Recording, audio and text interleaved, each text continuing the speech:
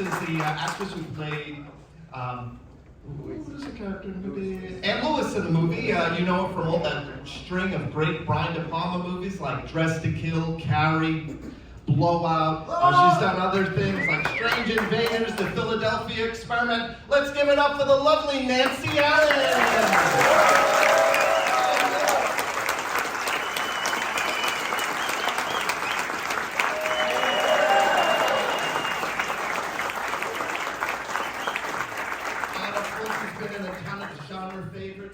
Cronenberg's Naked Lunch, Fringe, Star Trek Into Darkness, The Adventures of Buckaroo Banzai, Across the Eighth Dimension, tons of favorites. Let's give it up for RoboCop himself, the one and only Peter Weller!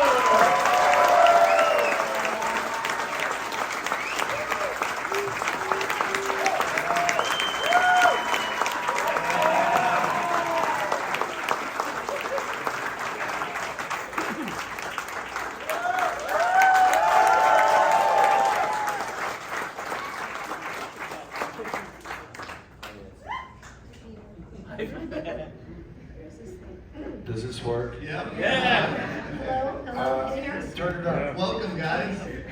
So, RoboCop is the little film that could. It came out in 1987. Not much fanfare, but it was a sleeper hit.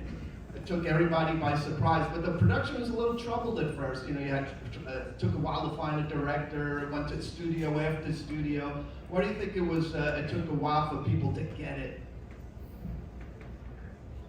For the studios to get it? Yeah. Well, and also, you know, before they signed Paul Verhoeven, they took it to a few other people until they brought this guy over from Europe. Is this work? Yeah, no, it is. Okay, well, I would say, first of all, it's a very unique piece of writing, and I think frequently it's hard for studios to sign on to something that they haven't seen before or wrap their brain around, and you know, obviously, and I know Peter agrees, this was just an incredible script. So anyway, sometimes great things are just a little bit harder to get going. Yeah. I can't answer shit sitting in the chair. I can't even talk sitting in the chair. But I have to tell you this, these lights are so blinding that coming up those stairs, I couldn't even see those stairs, could you? Well, I was not really paying attention. Some very nice lady was holding my hand. Right, So I was not afraid of falling.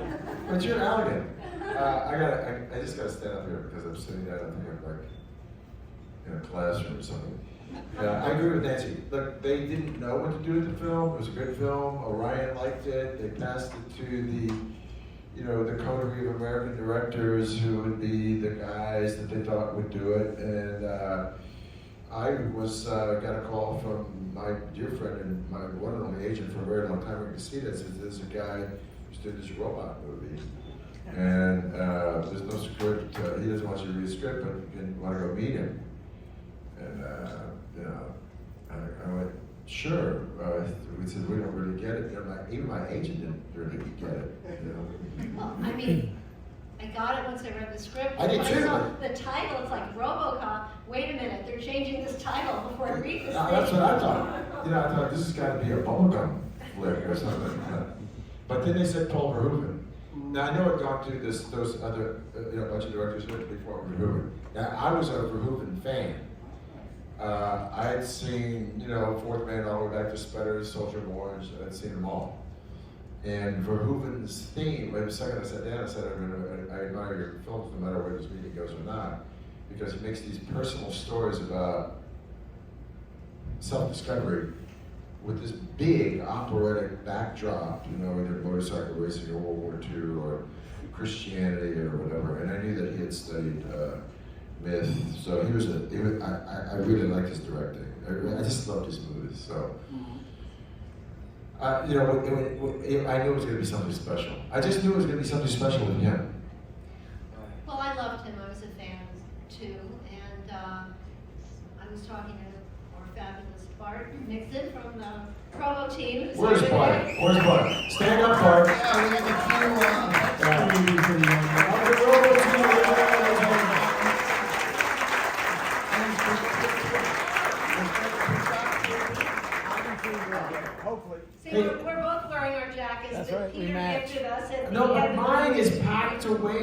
mine is like framed.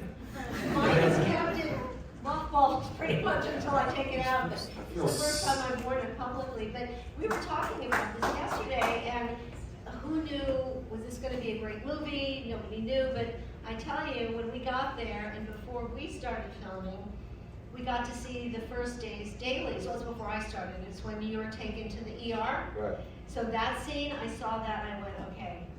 It gave me chills. I thought this is going to be a great film. Yeah. I never thought huge mass appeal, that it would have a limited, because it was such a smart script, like you were saying, but here we are, 35 years later. Well, I knew when you said the ER, that's the first scene I shot, was lying on that bed with the real ER, Yeah. Dallas ER people. Those are all you see. Those are ER doctors, ER nurses, everything. And with the vivacity that they did that stuff, and Verhoeven was always in seventh gear. Verhoeven comes in is immediately in seventh gear, talking a mile a minute. And I remember this one doctor, a female doctor, who's really handling me. She just turned to me and says, "No, you don't have to tell us to go faster. We know to go fast. We know to watch. Just stand away and watch, man." And I thought, oh my gosh, I better have my game in gear here, because these people are not like contemplative. No, Yeah. they can't, they don't have time for that. Is it true that the cast and crew took a while for them to get used to Paul's working methods? He was a European director. This was his first American movie. He had a different style that the crew wasn't used to working with. He was a bit of a screamer. How did you guys get used to him at first? Well, I think for me, I'm thinking about him walking on the set. Why are we not shooting? It was like, ooh, because Yeah. sometimes crews and shooting films are really slow. Paul is not that, and I think it's reflected in the film. It has that pace that never ends, but it was. Yeah, but listen, I gotta, credit where credit is due. Here's the deal. J.J. Abrams is quick. I mean, J.J. Abrams shot a thing, a 20-page scene with I got 3 pages of dialogue in 3 days. Spielberg comes to visit the set, and he said Steven would have shot it too, because Steven went back to do Amazing Stories or whatever, and he saw what a TV crew could do in a week, as opposed to it was taking a film crew to do in like a month. And then he had no time for that anymore. So it's not just Verhoeven. Verhoeven is a particular style because he was loud, but there are certain directors who go, and they've got it mapped out, done out. Their communication with the actor is finite, and his communication with me was always really specific. But you're not going to go in a corner and deconstruct a scene for 30 minutes. Which I can't stand anyway, either as a director and or as an actor. And I'm an actor studio guy, but this whole thing we got to talk about the scene. No, you don't have to talk about the scene. Go talk about the scene before you hit the set. Because by the time you hit the set, man, that's magic. And Verhoeven has his style is no distinct from anybody who's really good. I just want to make a moment. Like you worked with other directors who have a different style also about. Like Cronenberg is very quiet, but just as methodical, and in his own way, just as fast. He's not going to shut down for a while to deconstruct stuff. He's got it made up, choreographed. You go talk to him beforehand, get it down, and when you're going, it's more like a Zen monk moving, than an express train. But the funny thing is, they both move at the same speed. I don't find any distinction, really. Just one guy may be loud, one guy may be not loud, I don't know. But they're both on the game. On the game is the most important thing. Great. We're going to watch another clip from the film to refresh everybody's memories. Right, but before you do that, I bet you've worked with somebody who went like, oh my God, he does not know what he's doing. Yes. Names. First time is that you think, oh, Yeah, big trouble. No, honestly, I'm not going to say which film, but I was with my co-star, and we went to meet with the director at his apartment, and we're going to talk about. The two of us started talking, and then the director came out, and they said, well, can we talk about? He says, just a minute. He excused himself, and he came back out, and he had on a very nice sort of dinner jacket. He says, I was thinking of wearing this for the first day of shooting. What do you think? Oh my God. This is the bottom of the barrel, really. Yeah. He ruined the script. It was a great script and he ruined the script. It wasn't my ex-husband, but that's a whole other story. That's funny. No, I just remember walking on a set and we had no conversation before the thing, and we walked on the set and the director said, the DP, I don't know, should we put the camera over here? Peter, do you want to take a break for a second? So, this is going to Shitsville in a second. But anyway, go ahead. Hey, we're gonna run another clip from RoboCop. I still cringe watching that scene. How about you, Peter? It's always That's my disturbing. favorite scene in the movie.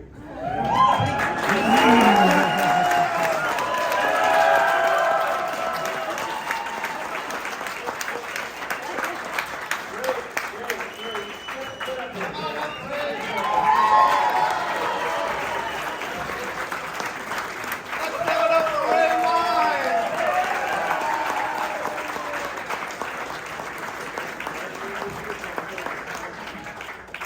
Ba-boom. He's such a nice guy. Yes, the bad guys were the nicest guys. They were, the bad guys. I was training for the New York Marathon at the time, so I was out running at like at 2 or 3 o'clock in the morning. Many times it's not when we did the third act. I had to get up to do 6.5 hours of prosthetic. My buddies in the movie were Kurtwood and Ray, Jesse and Calvin, and these guys were like athletic and like. They were like disciplined and athletic and sweet and kind, and you guys were my buds, man. Yeah. We hung out the whole time. Yeah.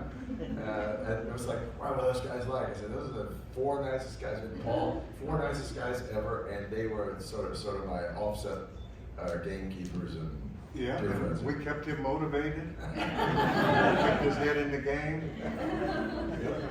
Well, that scene But was... anyway, Nancy was saying how disturbing that scene is, and I can't even watch it. It You is know, nice. that lifelike head Yeah. looked so much like you. And I was only a foot or 2 away from it, and I would swear it was Peter. And it got me when Kurtwood came up and blew the top of it off. It was Perfect. And that was the unrated version too. Originally when it came out, that scene was heavily edited and it went to the MPAA 12 times the film. I think You it's guys 17. finally got your... I think it was 17. 17 times? Yeah. Now, do you think the film is more effective with the uncut violence, or did you like the tamer version? I have to tell you, for me, just the idea of it is so emotionally disturbing. You don't really need to completely rip him apart. He's already his arms off, his legs, and everything. So you're invested in this character so much, and the guys are so mean. I think it's really easy to be emotional about it. Yeah, but it all builds up to that smile at the end. Murphy. Yeah. Murphy's, a smile at the end of the movie. It's just. Yeah. I think it's better with, as much as I horror violence, I can't watch this and ultimately think this movie is a tragedy. It's not a happy movie. I think that with the arm blown off and with that guy tossed around the room and Ed 209 comes in and shoots him up, they added the other 17 seconds to that or 20 seconds to that, which makes it more comical, as a matter of fact, and more abstract. But I think that in the transformation or the resurrection of the guy, showing the arm blown off it's destitute. Now, I just wanted to add this, I don't know how you feel about it, but when Miguel Ferrer died, the owners, the guys who run the Egyptian Theater in Los Angeles, they said we're going to have an emergency showing of RoboCop, which is going to be tomorrow night in honor of Miguel. We're going to postpone everything. Would you come down and introduce it? And I called up Newmeyer and said, "Do you want to do this?" And he goes, "Yeah." And can you turn off your phone? So we went down there, and Ed said, "Do you want to watch it?" I said, I don't really watch it. It's a restored print and all that stuff. I said, "Okay, let's watch 5 minutes of it." And the guy came up and said, would you answer a couple questions? Yeah, I said, okay. So we watched the whole movie again, and I just turned the ad at the end of it, and you know, they'll fix everything. You know, they fix everything. I said, I don't know if I can watch this anymore because it's ultimately a tragedy. And Ed said, yeah, it is. It is. It's tragic. It's tragic. And I was explaining it to this guy who was a really nice guy and his family who were in line. And he said, well, why you see it is that. I said, well, look, you got a son, you got a daughter, you got your wife here. The only thing of value to me is family. And no matter what this guy comes back from, in spite of the fact that his soul is reawakened and he's got an addendum, he's done. And Verhoeven said many times, the reason why I took this movie was the center of it, to show the tragedy of the loss, and whatever. So, on that happy note, how do you feel? Well, there's always the option of bringing Anne back as a robo person and thinking of robo babies. I mean, there's always that fantasy for the girls out there.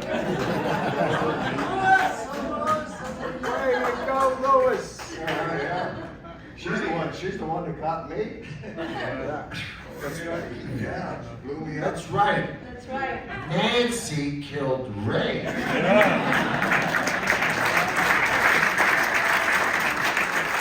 I was engaged her a long time ago. And I love seeing her every time I see her. So. Oh, she's beautiful. She's gorgeous. Ray, what were your reactions when you first read the script and was offered the part? Well, see, I originally went up for the part of Murphy. I did not know that. This is a news Yeah, flash.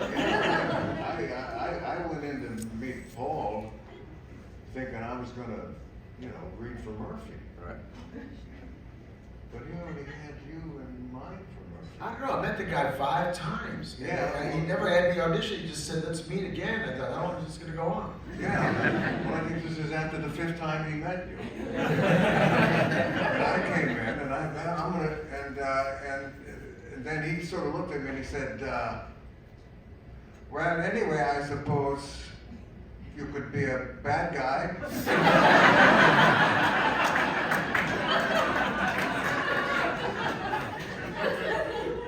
So that was my first, experience with Paul Verhoeven.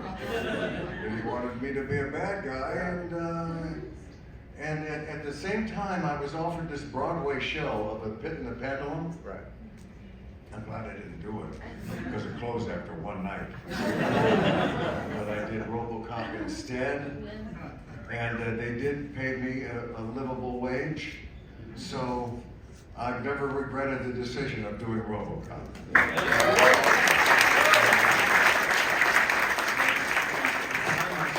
These people it was wonderful. It was wonderful. I've never had a better experience making a movie, really. Yeah. Thrilling. It was thrilling. Absolutely thrilling. Yeah. You guys want to see another clip? Yeah. All right, let's play another classic clip from classic RoboCop.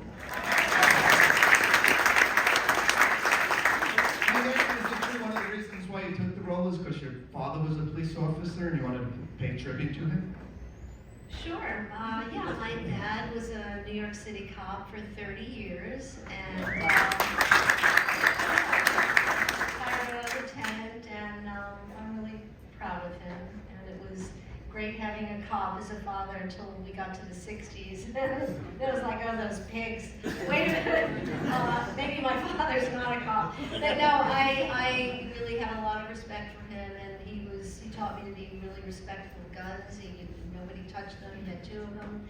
And when I read this, I thought, okay, I know who this is, and I understand this relationship and how important it is. So it was, I was very happy to be able to make this film and have him see it before he died. So, yeah, it's a great memory.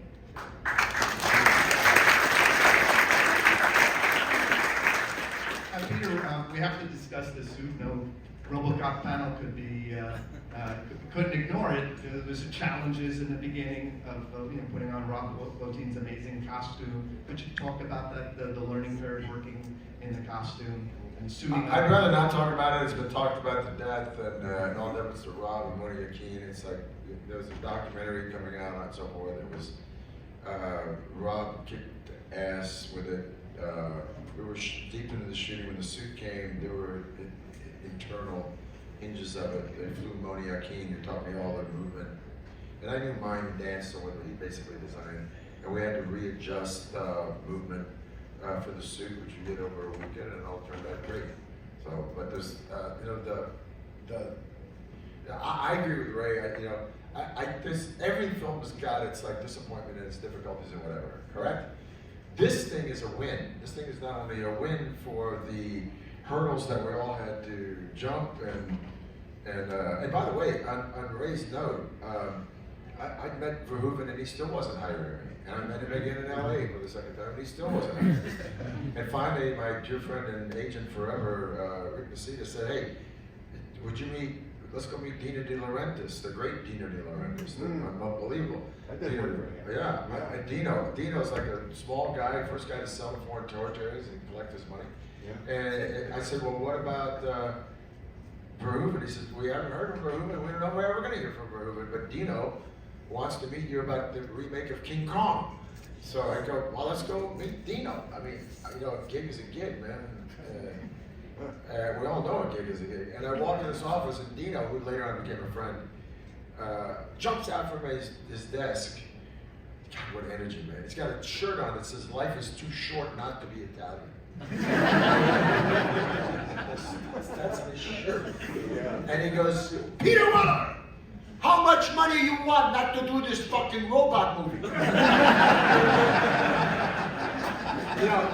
And I'm thinking, I'm thinking immediately, chateaus and Ferraris and actors. And so that's what. And then the next day I got the call that Verhoeven wanted to do the film. So, but the suit was like the suit's a done deal. The suit was great, it's genius, and the makeup, Stefan Dupuy putting on the makeup was great. Hanging out with these guys was phenomenal. Yeah, talk about hanging out in Houston when you're shooting the film, subbing for Dallas? Detroit. Dallas. Yeah. Get your Texas right, bro. I'm from Texas. Dallas ain't Houston. Right. And it ain't Austin. No, it ain't Austin. Detroit, but it's up in Detroit. So what was the shooting in Dallas like? Go. I had a great time. I mean, I worked there before. I made a movie there many years before. What did you make there? A movie called Not for Publication, which apparently was not for release either. We don't talk a lot about it. David Naughton was in it. He was great. I loved him. But this was, I really enjoyed it. I mean, I of course had it much easier in a way because I would come in for a week or two and then leave and come and go. So I wasn't there all the time. But there's great food there. The people were really nice, and I always confused the two trips. And I don't know whether I went line dancing on this one or the one before. But it was a fun city and great shopping. Great shopping. And you guys?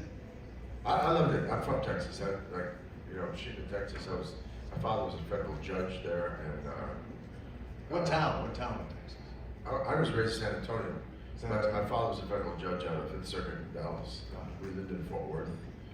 So, making a movie, I just go and hang out with my parents and hang out with you guys. It was like being home.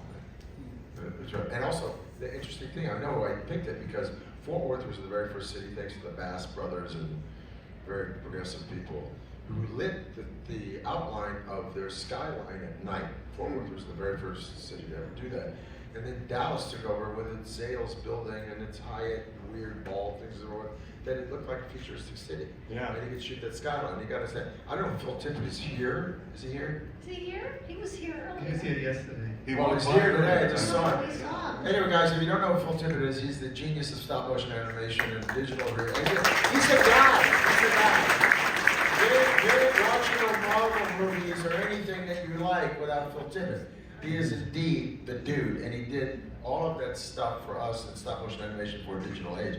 But all of that enhancement of the whatever at 209. So that's why Verhoeven took Dallas. Yeah. And I think it was a smart time. And also all that area, if you notice that part where West Texas really begins, you know, with the crossing start like a couple miles away, it's flat.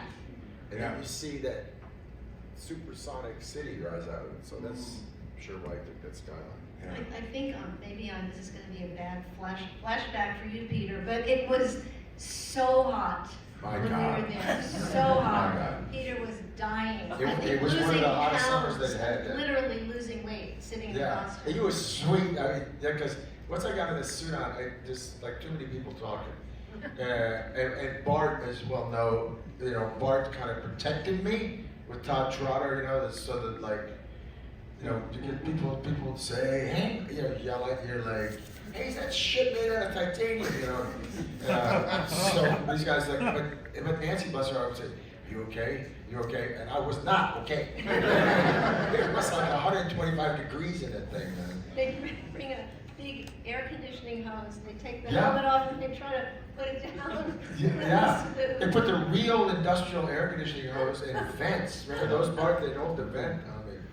That was crazy. And that was never good enough, man. You think Dallas would exist without air conditioning? That's a really good question. There's sometimes in LA, I say, what the hell did we do before air conditioning? Yeah. But when you were growing up, did you have an air conditioner? We had an air conditioner, a window for one room. No, we didn't have any. Yeah. We were in the Bronx, I had no air conditioning in the Bronx. None. I think, what did we do? What did we do? We just sweat. We did. Press up against the plaster wall. Okay, next one. Yeah, let's take some questions from the audience. We'll bring up the lights. Yeah. Wait a minute, are you finished with these clips? Oh, we got more clips. You want to see? Yeah, there's a clip in here that you should show, which is. Yeah, we're going to show all of them. Okay, questions? Yeah, right here. Yes, here. Go ahead.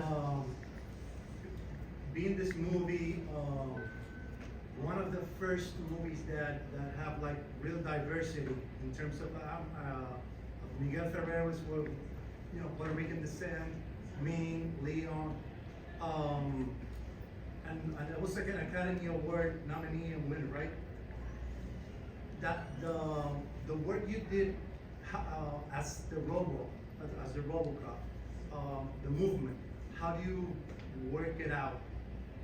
It was planned by Verhoeven, or was like by you? The movement? Yeah, the movement. No, the movement was this. Verhoeven didn't really know what it would be. I didn't know what it would be. Bernstein and Mike Medavoy and Verhoeven said, find whatever. I was in New York, living in New York. Find what you think is good. I reviewed several mimes. I had some years of mime and dance, essentially ballet, and some jazz from Jojo Smith, the guy who invented the moonwalk and all that for Michael Jackson. Jojo's amazing. But I didn't know what this was going to be, so I go interview all these fairly famous people. Moni Akin, who's a gifted dude, who in many ways saved the production of it because of particular glitches that weren't working. Moni Akin is a guy I met. He said, you know, if you were going to hire me, I would style this thing into like very accented, largo, fluid moves with big accents, and having a little bit of mime. So I worked with him, and then we showed some stuff, and they said, okay, hire that guy. Okay, we did. And then when we got to the difficulties, and they were not anybody's responsibility, they were just the organic difficulties of designing something that you're working on for 6 months. And then basically you got to do it in a costume. It doesn't matter if you were doing it in a bikini or the tuxedo of the director that Nancy was talking about. You got to adapt. You got to adapt to the clothes.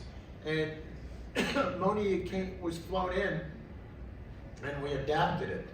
But it was him that adapted it. We were trying to slow it down and make it huge, and it felt stupid to me. It felt just absolutely nonsensical to slow it down. And he said, it's going to feel stupid, it's going to be a phony, but I'm going to show you a movie that you're going to love. And he showed me over the weekend Ivan the Terrible by not Bondarchuk, but by Eisenstein.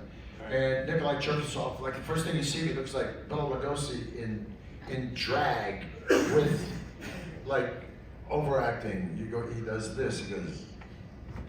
And that's how he makes moves all the way through it, because he's a dancer. He's a dancer. So I watched that movie for 3 hours, and it's the stupidest thing I've ever seen. Okay, I'll do it. And then by the second time I watched this, it's not the stupidest thing.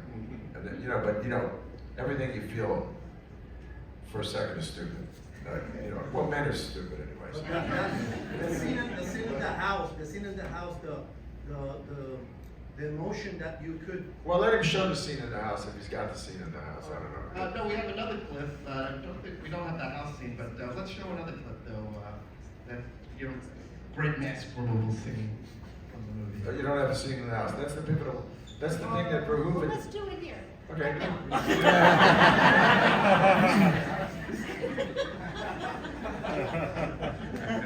God, I thought you were making a pass out. There it is, guys. That's the emotional core of the movie that elevates this movie and made it so special.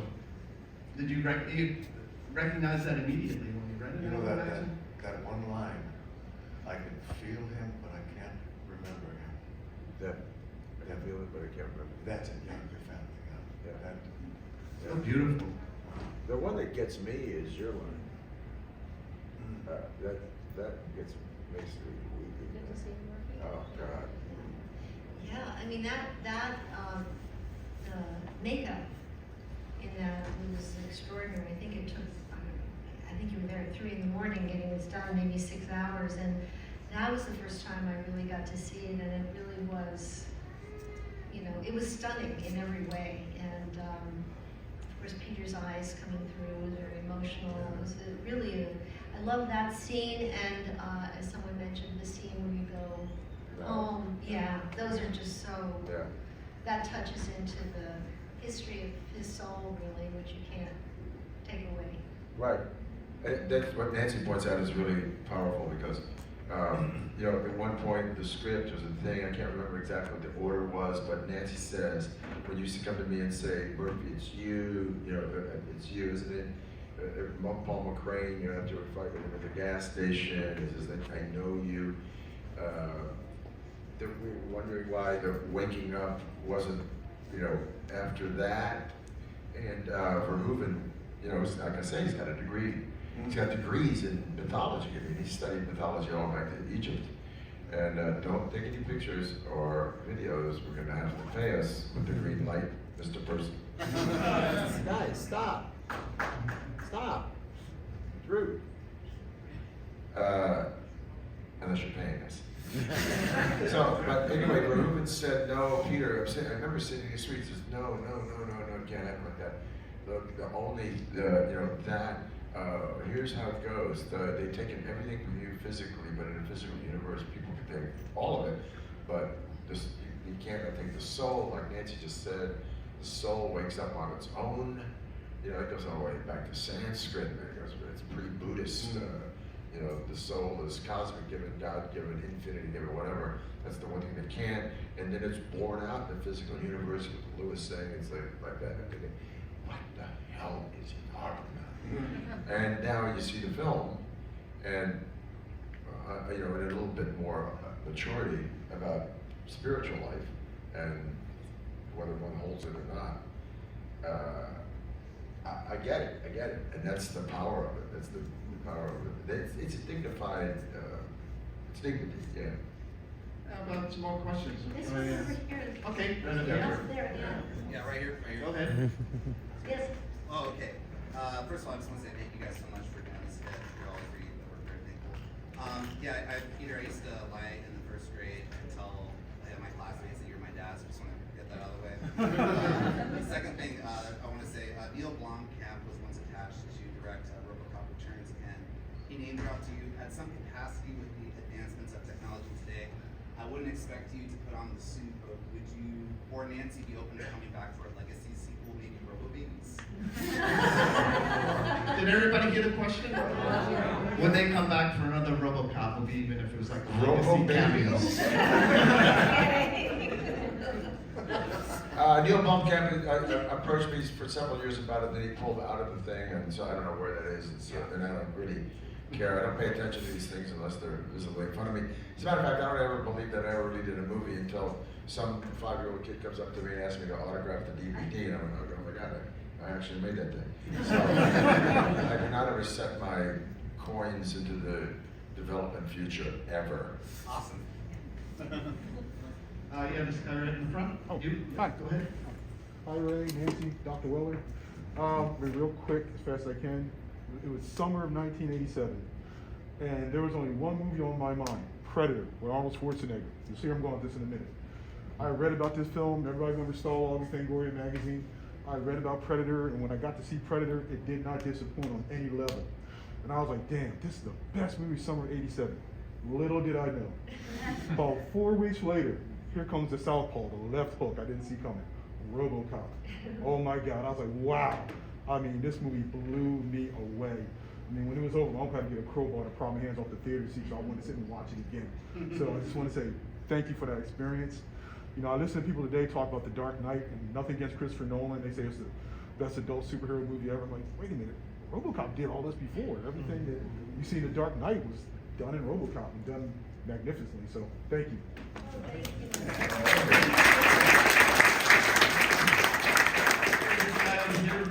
I want to say my kid is going to Halloween this year as Predator. Go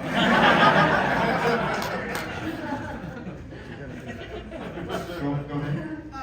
Question I have is, what's the fondest memory behind the scenes that you have with Ray, Nancy, and Kirkwood during towards the end of the movie? Oh, I'll go first. Go ahead. Well, I loved hanging out with Peter and Nancy. We went to a disco one time. We loved going there. Yeah. Remember we went to dances? Yeah, we went dancing there. I don't remember. Yeah. You did? Yes. In Dallas? Yeah. Yeah. Okay. Yeah. Just we just loved being in each other's company, and it was a joy making this film, and it was really great chasing after him with that big 50mm. Yeah. I love that. Yeah. The thing. Go ahead. You. Well, I agree with everything. This was just a really fun shoot because number one, it's really fun when you know you're making a good movie. Every day is exciting to be there, and you can really feel it when you're on the set. So that was great. Hard to do, but we had a good time while we were doing it. Had a lot of meals, a lot of food. We did a lot of eating while we were going through it, and watching everybody's work. But really, one of my most fun memories is at the end when we were in Menneson, Pennsylvania. Not when I was in the disgusting water, but there was a day, as I mentioned before, to get Peter ready for what they call the third act phase. It took, we were talking about it yesterday, 6 hours or whatever it took, and that work was only really good for a certain number of hours. Yeah, to 4 hours. shoot. Yeah, that's it. Yeah. So, as it turns out, we were waiting, and I think Peter started melting, and he came out, and he had done, I don't know, like clown makeup on himself, which I thought was hilarious. It was like, well, fuck you, we're not shooting anymore, so I'm gonna have some fun here. I have a picture of that. There you go. Yeah. I'd like to see that thing. Yes, I remember that day. Yeah. That was fun. But anyway, we would go dancing. Nancy doesn't remember. We would go dancing. And then Kirkwood's wife, Joan, showed up, and we would go dancing some more. And those were Saturdays. We didn't have much time off. You know, Friday nights we would shoot in the thing. It would take me an hour and a half to take off their makeup. So Fridays were bomb, but Saturdays we look forward to.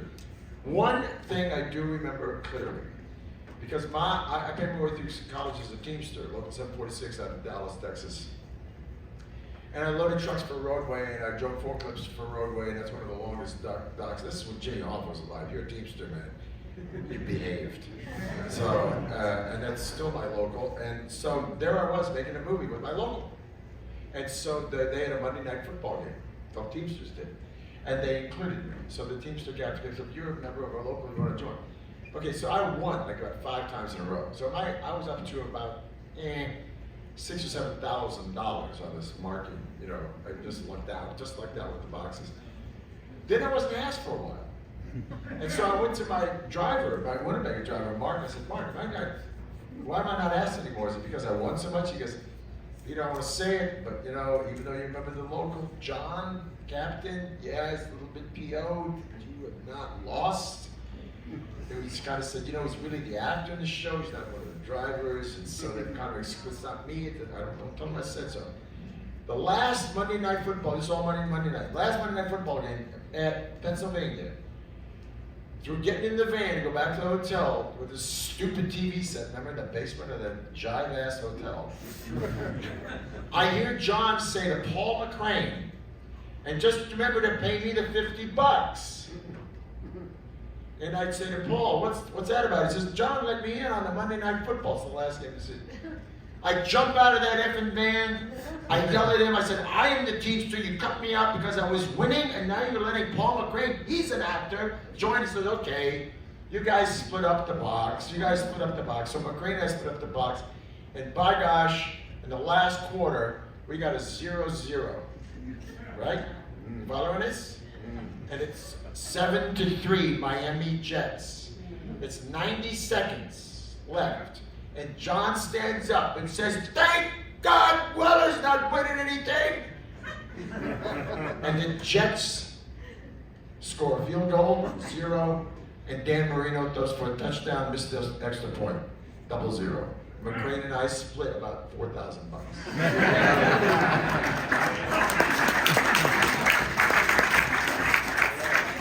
I'm saying McCrane to this day, I think you owe me, man. Hey, you guys ready for one more clip? Yeah. All right. This is a very, very powerful scene from the movie. Let's check it out, and then let's wrap up this spectacular movie.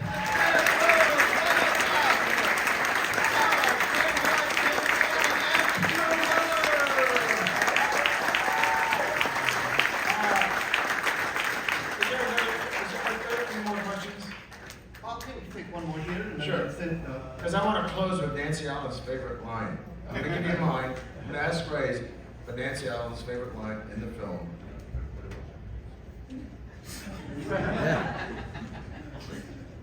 Well, yeah.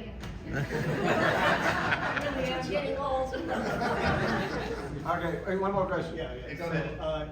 You know, I was watching Game of Thrones with my friend, and when Jaime Lannister got his hand chopped off, I didn't flinch. I was like, okay, I've been through this when I was 13, so it wasn't a big deal. But I was just curious, like, you know, with all the orchestrated violence, did anyone ever get hurt on set? No, thank God, no one got no. Maybe they're feeling. I feel like an MMA elbow or punch at. No, one thing was, the only thing was that Nancy and I would watch, sometimes Paul, God bless him, you know, was just a glutton for madness. And Nancy and I, the first thing that happens, he would go, and Paul's response was, bigger, bigger, bigger. And, you know, like when Paul McCrane gets blown up, he would just look at that. And Yost said, Paul, he just, that's terrible, it's terrible, it's terrible. And it's great, go come back and says, I suppose we're fucked. That was his favorite line. After every take. And McCrane did it. Anyway, I suppose we have fucked. And Yost would always say, no, Paul, it was great. No, it's not. And then Nancy and I saw something, but they got shot when Nancy and I were chasing them. And Ray opens up when you shot at him with the shotguns. Yeah. And they said, closer, closer. Well, you guys told me this. I don't know. Yeah, that was crazy. You know, we were hanging out of the back end of that van. We weren't hooked up to anything. Nothing. You know, and we're going at a good clip, and there's a car. You're right behind us in your car. Yeah. And it was only after I saw the scene that I thought, what if one of us fell off? Oh, wow. And then we were close to a lot of explosions on that street. I know, man, that's why I came. Boom, you know, and Kirkwood and I were a little too close to one of them. We got little pieces of glass in the side of our face. I think, what you paid off or something? They gave us a stuntman's bump. I think it was an extra $500. The bad news, unfortunately, our panel is over, but our trio will be signing autographs and can Okay, answer but any here's the other deal. questions. I just you want to have. tell you, my favorite line in this film is not my line. It's Dan O'Hurley's line after Ed 209 comes in. Dick, I'm very disappointed. That's mine. Now Nancy shall give you hers, which is even better. Bitches, leave. Yeah.